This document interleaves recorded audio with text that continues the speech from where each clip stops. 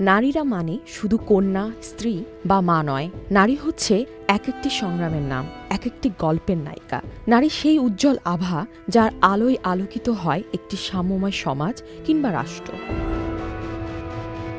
তবে সমাজের আলোকিত সব নারীদের পাশাপাশি রয়েছে নারীদের প্রতিবন্ধকতার নানা গল্প, যাদের মগজে মননে ছোটবেলা থেকেই বসিয়ে দেওয়া হয়েছিল নানা নেতিবাচক শব্দ।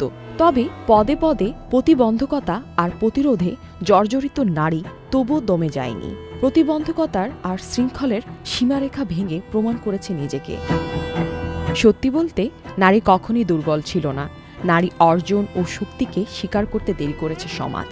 শ্রদ্ধা সেই সব নারীদের প্রতি যারা প্রতিটি সংগ্রামের মধ্যেও সব বাধা পেরিয়ে সামনে এগিয়ে গেছে, কিংবা প্রতিনিয়ত স্বপ্ন দেখেছে নারীর অর্থনৈতিক, সামাজিক ও পারিপার্শ্বিক মুক্তির।